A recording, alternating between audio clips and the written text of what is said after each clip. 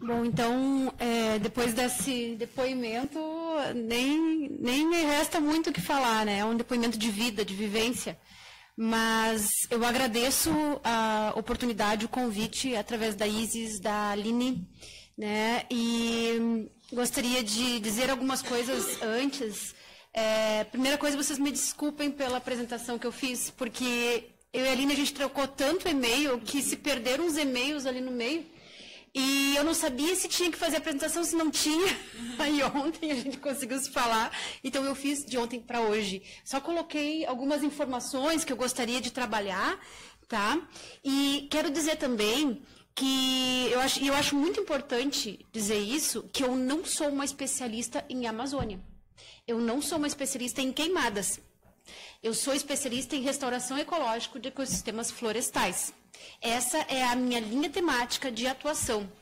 Mas eu não estranhei quando as meninas entraram em contato comigo, porque eu tenho recebido bastante demanda em frente a esse absurdo que foi, né, tão chocante da queimada e da fumaça atingindo a nós. Não sei se vocês notaram aqui em Porto Alegre, mas Santa Maria foi muito claro, as piscinas ficaram negras de fuligem. Então eu tenho recebido essas demandas de fala, mas eu acho que é importante dizer isso. Por quê? Agora nós já vou explicar para vocês por que eu acho importante. Porque é uma apropriação, sim, de lugar de fala, né? Se não é a minha vivência, como é da Kate, eu estou me apropriando de um lugar de fala. Então eu vou traduzir, falar numa linha que relaciona a minha forma de ver, a minha forma de interpretar, com a minha experiência em restauração ecológica de ecossistemas florestais. E muito fui contemplada pela fala dos colegas de mesa aqui. Mas isso é importante dizer que, então, eu peço permissão, né, aos povos da floresta, eu peço permissão aos espíritos ancestrais para poder estar aqui e contribuir um pouco com essa discussão. Tá? E por que é importante dizer que é uma apropriação de lugar de fala? Vamos ler alguns adjetivos muito comuns de se ouvir ou de se ler quando se fala em Amazônia. É um espaço vazio, né? A Amazônia é vazia, né? Subdesenvolvida, atrasada. O que mais? Aquela ali é muito bonita, né? Fronteira de recursos, né? Quase como deixar bonitinho para dizer que a gente tem que ir lá e explorar, né? Então, problemática eu acho ótimo, né? Problemática para quem? Né? É vazia de quê? Né? Mas o que acontece? Esses adjetivos, eles se tornam comuns ao se falar da Amazônia, porque nós sempre vemos a Amazônia de fora para dentro. Nós não damos voz aos povos, que são os povos da Amazônia. Assim como também não damos voz aos indígenas daqui da região sul, né? Até mais massacrados, né? E retirados da sua cultura. Então, é importante que nós observemos que toda a trajetória de tentativa de levar o progresso, entre aspas, para a Amazônia, ela sempre se faz com o olhar de fora. Nunca se pergunta, né, ou se trabalha os programas, né, junto com as populações locais, regionais. Então, eu fiz um compilado bem rapidinho que eu fui colocando no PowerPoint, agora vinha no ônibus e ia colocando. Por exemplo, nós temos praticamente todos os programas e todas as ondas desenvolvimentistas para a Amazônia pautadas no levar o progresso. Vamos levar o mundo civilizado. Né? Então, isso já começa, tem um texto bem famoso, que é o Discurso da Amazônia, do Getúlio Vargas, que é bem famoso, então, é quase que uma inauguração, né, desse merchandise aí dos governos. Aí depois, faz favor, vai passando para mim. Depois a gente vai pular aí para a década de 60, principalmente a partir do golpe militar de 64. Então, nesse período de 60, 70 e até 85, já na reabertura, né, mas principalmente a partir de 60, um lema dos programas para a Amazônia era levar o homem sem terra para a terra sem homem. Né? E o outro lema era o integrar para não entregar. Então, a retórica, né, esquizofrênica de ocupação da Amazônia por outros países e que, na verdade, só camufla a entrega efetiva, que é a entrega a grupos que não são nacionais, né, e que não tem esse vínculo com a região. Por favor. Bom, então, sempre houveram seres humanos na Amazônia, né? Então, que terra sem homem é essa? Eles estão lá, só como a Kate falou, são invisíveis para o sistema, né? Para a sociedade dita civilizada. E, inclusive, nós já sabemos que a floresta amazônica, como ela está hoje, ela também é uma construção desses grupos de indígenas, de ameríndios. Já se sabe que, através das suas coivaras, das suas rotações de terra, eles iam selecionando as espécies que lhe eram de interesse, né? Então, a gente tem uma construção que é um presente dos grupos para o nosso presente. E um dos exemplos mais emblemáticos, né, dessa presença antrópica é a terra preta de índio, né, bastante estudada atualmente, e que é o registro, né, a testemunha desses locais onde eles acumulavam os seus restos de alimentos, restos de cerâmica, e que nós temos hoje um dos solos mais férteis da Amazônia, que é a terra preta de índio, ancestral já, né? E, então, como assim não tem homem, não tem ser humano na Amazônia, né? Tem um dado que eu acho terrível, que é do século XVIII, é um vigário do que era a província, né, de Belém, mas Belém não significava a cidade de Belém como a gente vê hoje, era uma grande área da Amazônia, né? E ele estava no seu leito de morte, e creio que muito arrependido, ou com muito peso na consciência, né, não sei, e ele mandou vir o que seria um escrivão, talvez, né, para juramentar um depoimento. E ele depõe, então, no seu leito de morte, que nos seus 32 anos de vida como vigário dessa grande província, que era Belém, ele estima que ele viu morrer 3 milhões de indígenas, de 400 tribos. Isso no século XVIII. Então, se deu para fazer um genocídio de 3 milhões de indígenas em 32 anos, quantos haviam antes? Né? Tá? Vamos lá? Pode passar? E aí a gente passa para um outro momento, né?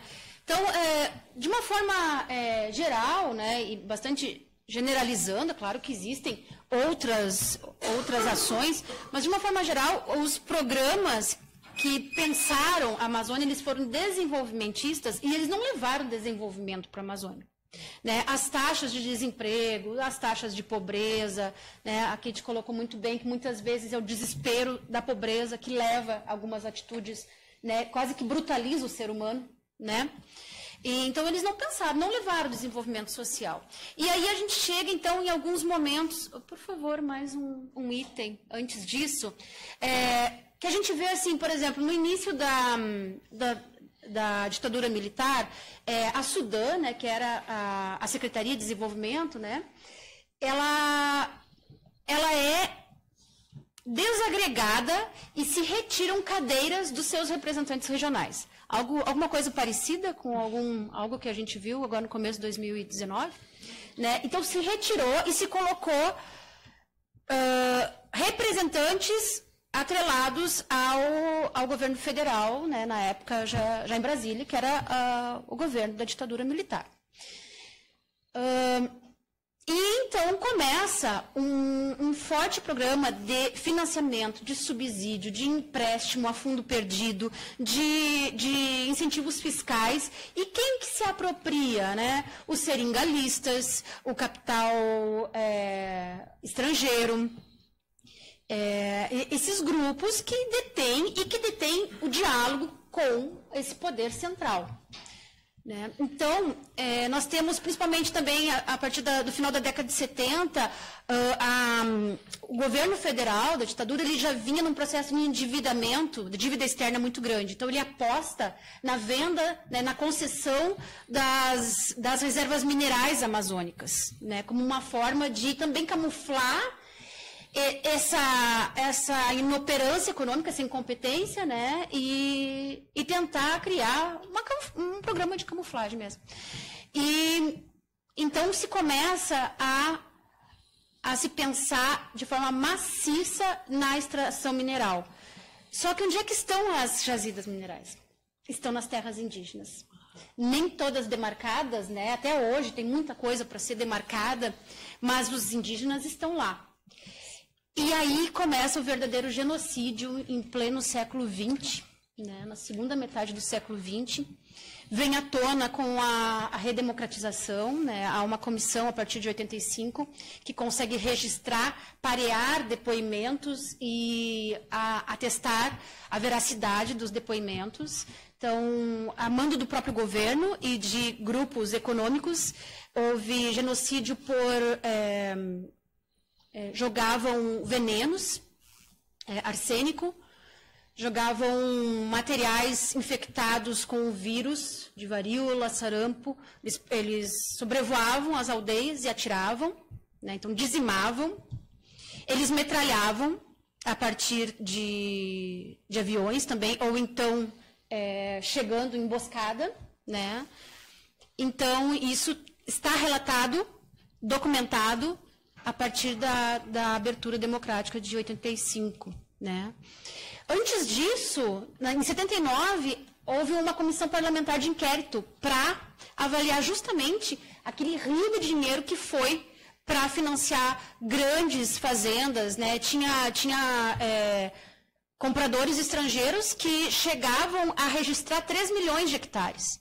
Ninguém sabe se eram mesmo, se era menos, mas registravam, eram terras, né, da União. E o que se observou?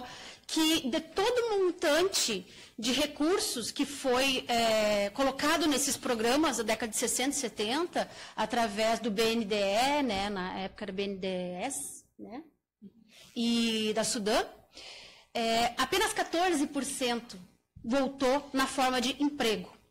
Outras melhorias sociais nem se percebeu, se diluíram no tempo. Tá? Aquele dado só ali, né, essa comissão de 85, ela registrou cerca de 8 mil assassinatos, tá? Nesse período da década de 70. E, então, alguns dados, né? Alguns dados mais atuais aqui. O que mudou de lá para cá? Né? 54% dos assassinatos no campo em 2017 de todo o Brasil se concentraram no Pará e em Rondônia. Os níveis de violência do período 16, 17, 18, eles retrocederam para os níveis mais altos, que são os níveis registrados no início da década de 1980. De 2017 para 2018, nós tivemos um aumento de 40% do desmatamento. E o ano passado se observou um fenômeno que provavelmente, né, os estudiosos dessas relações vão conseguir decifrar e relatar melhor, mas aconteceu um fenômeno que foi o seguinte: naquele período do primeiro turno para o segundo turno, houve uma explosão de desmatamento. Houve 61% a mais de desmatamento. E aí há os relatos, né, esses são dados do INPE, há os relatos que relacionam, vinculam essa explosão, naquele período curtíssimo, à própria eleição, aos discursos de empoderamento de alguns grupos, né, durante o processo eleitoral, e que se sentiram já com esse empoderamento para fazer, né, o que queriam e não pensar em lei, em justiça, em nada, né. Bom, além disso, os colegas já colocaram aqui, o Pablo e a Kate, né, nós temos a questão da agricultura de commodities e da pecuária em larga escala para a Amazônia, que não é a vocação daquela região. E, como os colegas disseram, nós temos, sim, uma grande área de solos pouco férteis, né? Um grande predomínio na Amazônia é de uma planície aluvial, ou seja, solos muito arenosos. Solos arenosos não conseguem reter os nutrientes para irem gradualmente disponibilizando as plantas. Então, como o Pablo falou, a floresta se mantém por ela mesma, ela se auto-perpetua. Né? A hora que tira de cima e se coloca, por exemplo, uma pecuária ou a soja, os estudos demonstram que mais ou menos em 70 anos você já tem um solo esgotado, que não trabalha com uma produtividade interessante para o mercado, né, de quem produz soja e pecuária, e ele é abandonado do jeito que está e outras áreas são abertas. E aquele abandono vai alimentando o processo de savanização. Nós temos áreas de savana que são naturais, como o Pablo falou, né? Teve uma alternância no tempo geológico, mas o que nós estamos vendo é uma intensificação da conversão dessas áreas, abandono, e aí sim, quando abandona, a floresta não consegue retornar. E os estudos do INPE, do professor Carlos Nobre, né, eles têm demonstrado que as mudanças climáticas globais estão se aliando ao processo de savanização e chegando a um ponto de não retorno. Né? O que se estimava, uns anos atrás, é que nós precisaríamos perder 40% da floresta para nós chegarmos a um ponto de não retorno. Com as mudanças climáticas, com as secas que nós vimos ali em 2015, 2010, 2005, 2010... De 15 a 17, teve uma seca muito intensa também, não só na Amazônia, mas em outras regiões do país. O que se concluiu desse cenário é que não, que há uma interação nesse momento com mudança climática global, processo de supressão, né, de conversão muito intenso, e que vai alimentando o processo de savanização, até um ponto que pode não retornar mais, e aí nós passamos para a desertificação dessa região. E aí vocês imaginam que vai ser o futuro do planeta com essa região, como você disse, é o ar-condicionado, né? Quando tu falaste isso, eu pensei também, pode ser também o chuveiro, né? Sim. Chuveiro do mundo, né? Porque leva a umidade através dos seus rios voadores. E aí que tá, né? De 15 a 20% já foi perdido. Se mais ou menos 25% já é um ponto de não retorno, a gente está perto. Então, é como os cientistas estão falando, né? Não é mais um momento de flexibilizar muito, é um momento de alerta máximo mesmo, de emergência climática no planeta. Tá? E a outra questão que eu acho interessante é que nos municípios campeões de desmatamento, são os mesmos municípios que têm a maior concentração fundiária. Então, como culpar a coivara do índio, do caboclo?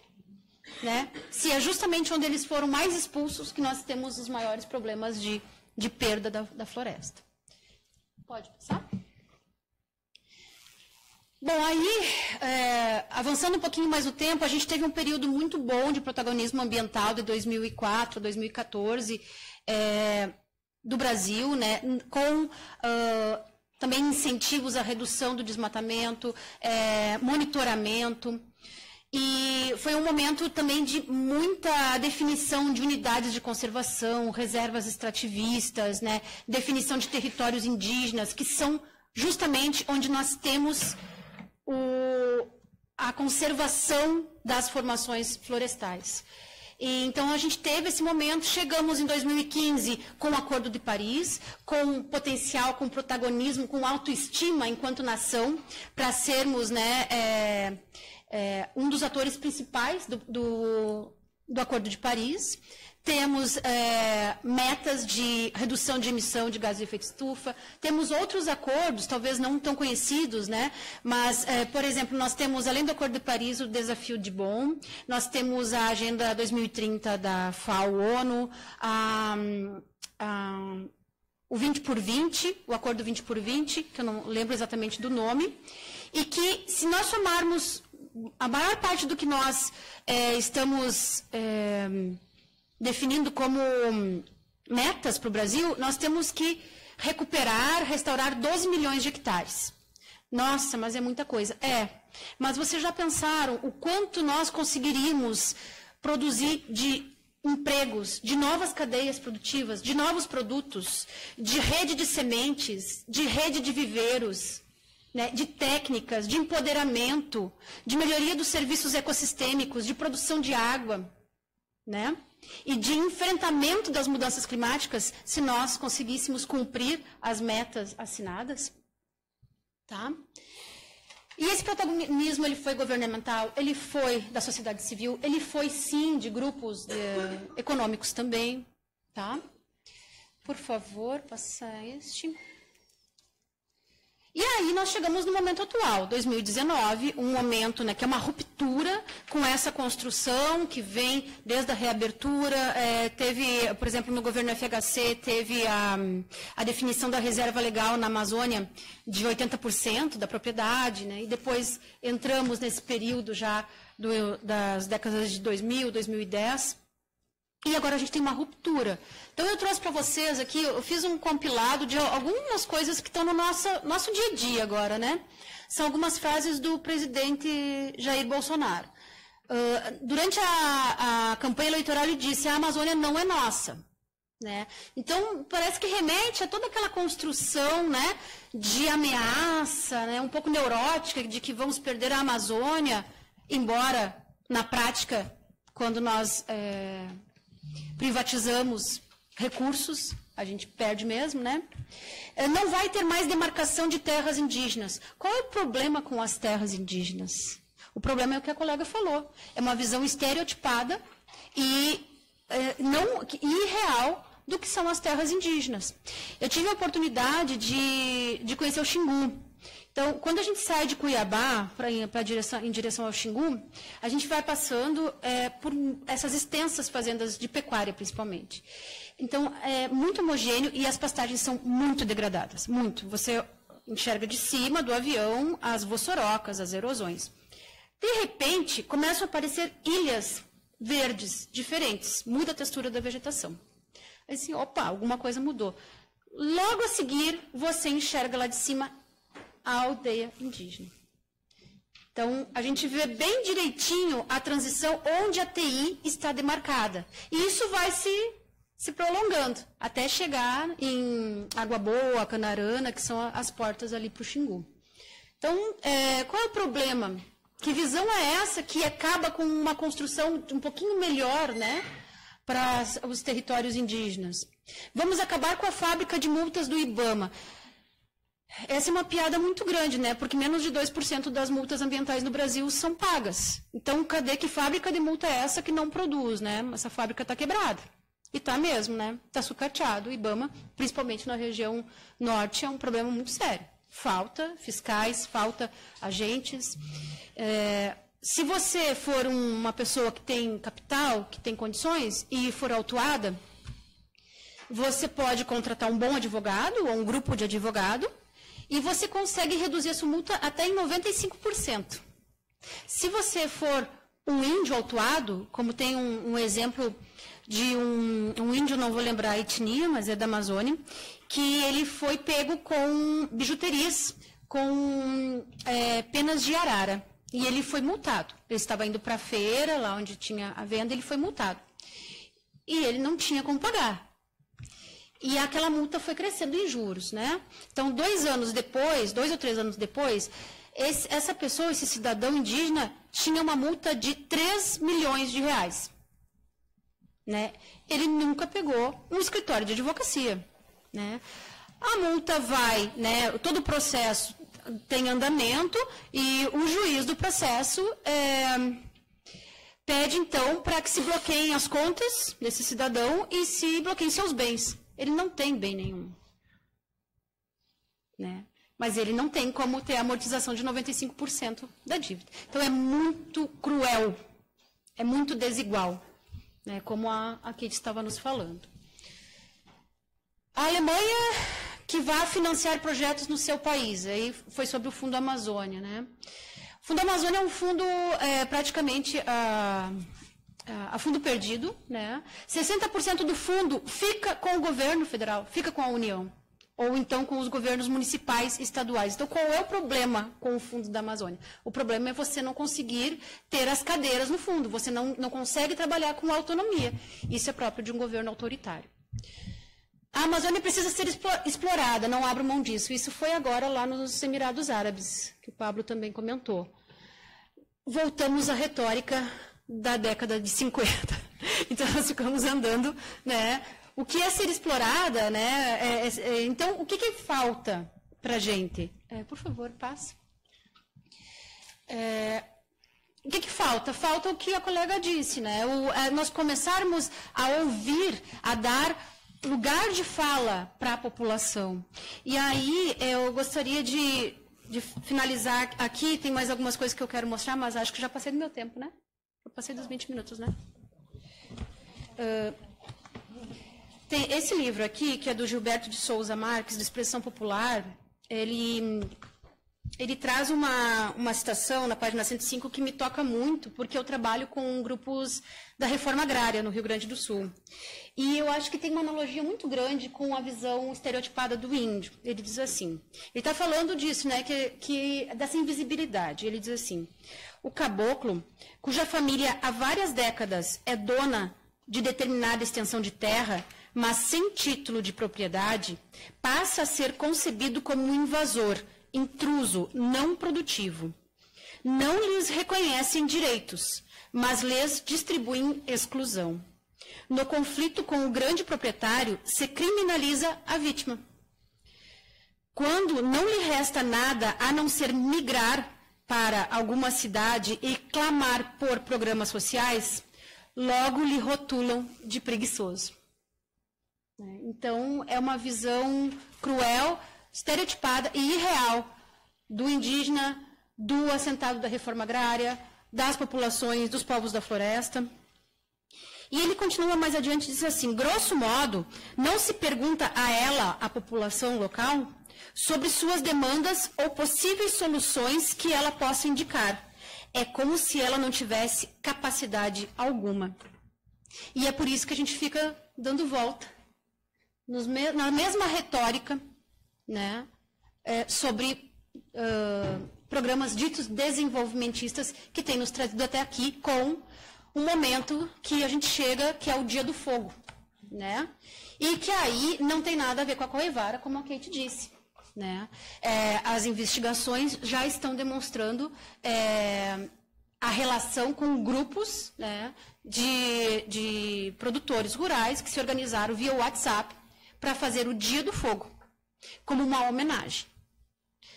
Tá? E a maior parte das áreas que foram queimadas são áreas privadas e áreas públicas. Tá? Nessas áreas públicas, por exemplo, nós temos 70 milhões de hectares na Amazônia que são da União e não estão destinadas. Não estão destinadas a nada. É muito fácil a grilagem, né? E o que as investigações têm mostrado é que o Dia do Fogo foi uma forma, claro, de aterrorizar, de pressionar, mas de também se apropriar de grandes áreas públicas que estão lá e ainda não foram destinadas. Tá? E aí, como disse a Kate, né, nem preciso mais falar, a Kate já explicou. O que significa queimada na Amazônia? Não é da natureza da Amazônia, né? É uma região úmida, é uma floresta úmida. O que significa para o Cerrado? Para o Cerrado já é diferente.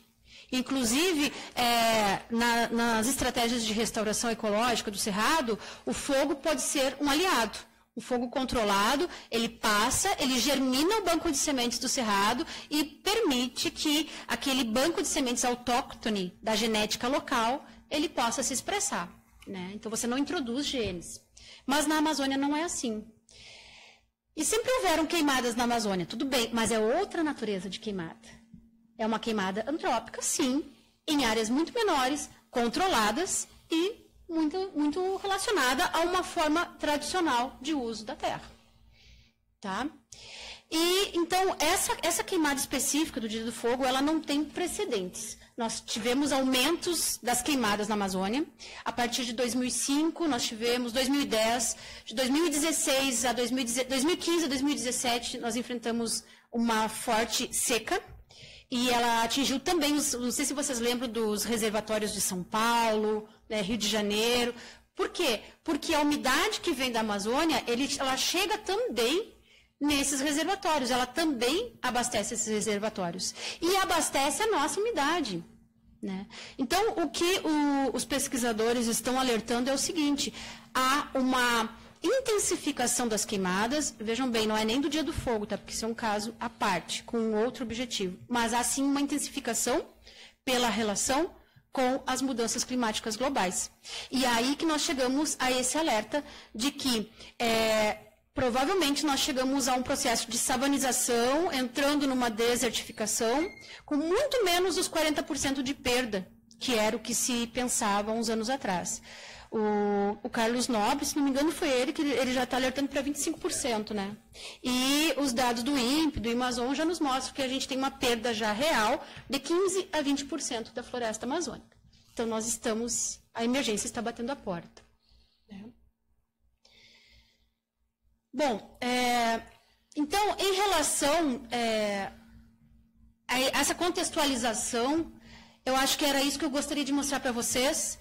E, por favor, eu vi que o Carlos Nobre, ele falou na segunda-feira, né, ele deu a entrevista no Roda Viva, né, que é um programa bem famoso, e ele falou uma frase que nós precisamos de solução. A gente está apontando as emergências, as tragédias, mas nós precisamos de solução. E vários grupos de pesquisa, eles apontam há muito tempo o potencial dos serviços ambientais, o valor da megadiversidade amazônica, o valor das cadeias produtivas atreladas aos produtos, aos processos da Amazônia. Então, a floresta ela é muito mais valiosa em pé, e valiosa no sentido de valoração econômica mesmo, às vezes a gente só consegue convencer, né, quando pensa no bolso, do que queimada e transformada em pasto, que em 7 anos já não produz satisfatoriamente. Tá? E aí a gente pode citar uma série de potenciais. Os rios voadores. Né? Vocês imaginam um processo de desertificação na Amazônia? As safras dos gaúchos aqui. Né? São Paulo, com mais uma emergência hídrica, sem chegar a umidade para dentro do continente. Né? Um grande percentual do que se produz hoje na indústria farmacêutica vem da Amazônia. Poucas pessoas sabem, mas há um percentual bem alto que são de fármacos da Amazônia. O etnoconhecimento dos povos da Amazônia, né, que se perdem pela a sua expulsão das suas regiões, pela a falta de possibilidade de eles manterem a sua cultura.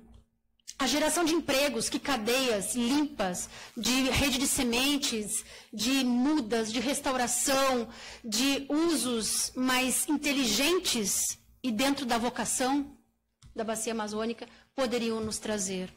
Tá? Aqui tem um dado bem interessante, esse dado é de uma pesquisadora e de um pesquisador, esqueci, o Coutinho, esqueci o sobrenome da pesquisadora, mas eles são da Amazônia, e eles fizeram um trabalho, esse trabalho é bem recente, em que eles mostraram que nos 70 milhões de áreas públicas da Amazônia, nós temos o sequestro de 25 bilhões de toneladas de gás carbônico. 25 bilhões de toneladas de gás carbônico equivale às emissões de todo o Brasil em 14 anos. Então, veja o potencial dessa floresta em pé. Tá? Passa, por favor. Eu estou me estendendo muito, desculpa, que eu gosto muito de falar. Mas, então, aí que fica, né? Toda essa retórica de ameaça à soberania, invasão, né? Ou que outros países vão tomar, a Amazônia não é nossa, e que a gente ouve há décadas. Afinal, eu deixo a pergunta para vocês, né? Qual é a verdadeira ameaça à soberania nacional? Qual é a verdadeira? Né? Pode passar mais rapidinho. E aí as soluções, né? Longe de mim, quem sou eu para pensar em alguma solução para a Amazônia? Isso são esforços, né? Mas a gente lê os tomadores de decisão, os pesquisadores que vivenciam a Amazônia, e a gente vivencia alguns problemas muito equivalentes aqui, né? E aí, como diz o Carlos Nobre, é preciso se falar de soluções também, né? E aí eu pensei alguma coisa, né? Basicamente, muito simplistamente, aproveitar os potenciais dessa mega diversidade em pé, né? Ouvir a população do Amazonas, né? Que é o que o colega que o Gilberto Marques coloca no seu livro. Nós não ouvimos. E aí depois, quando nós expulsamos, e eles precisam de Bolsa Família, de assistência social, aí nós chamamos de vagabundos, né? Passa, por favor. E aí eu quero trazer para vocês alguns trabalhos que nós fizemos no nosso grupo, que é o NEPRAD, lá da UFSM. Nós fizemos um trabalho no projeto RECA, não sei se vocês conhecem, que é uma reserva de assentados, fica em Rondônia. E eles já têm, se não me engano, 28 anos, beirando 30 anos, com sistemas agroflorestais, com os seus lotes. Eles se organizaram e se empoderaram com processos de sistemas agroflorestais. Hoje em dia eles têm a Cooper RECA, que é a cooperativa que trabalha beneficiamento, comercialização dos seus produtos. Então, são várias famílias que se mantêm a partir de uma outra dinâmica, que não é a dinâmica do derrubar e se atrelar a um mercado de commodity, de exportação, né? Então, são com produções locais e com beneficiamento. Esse trabalho fez parte da dissertação da Jéssica Croda, é uma colega nossa, engenheira florestal também. Ela agora está fazendo doutorado, também com sistemas agroflorestais. A Jéssica passou um ano lá no RECA, e nós levantamos toda a parte de análise financeira, de valores sociais e ecológicos dos SAFs para aquela comunidade e para a manutenção das condições dos serviços ambientais também. Passa, faz favor. Aqui, volta só um pouquinho, desculpa. Aquela imagem superior, no canto esquerdo superior, é um SAF lá do RECA, é um SAF de 10 anos. Tá? De baixo ali, eu creio que seja 10 anos também, não lembro mais. Agora, e aqui alguns dos produtos que eles extraem, eles beneficiam, tem os pontos de comercialização. Tá? Então, isso é empoderamento das mulheres, das famílias. E eu gostaria de mostrar para vocês algumas frases que nós coletamos no trabalho de mestrado da Jéssica. Passa, por favor, depois eu volto. Passa. Aqui, esses aqui são agrosilvicultores lá do Projeto RECA e que foram entrevistados na dissertação. Então, eu vi o pessoal trabalhando com gado e derrubando tudo. Assim, eu tenho a minha mata intacta, né? Ele é um agrosilvicultor. Enquanto que, se fosse trabalhar com a pecuária, estaria tudo derrubado. Um outro depoimento, tira o sustento da família e ainda trabalho na sombra. Que beleza, né? Não fica com sol na cabeça. Tá? Passa, por favor. O SAF é uma cultura que em uma pequena área tem bastante produção. Já o gado não, exige muita área.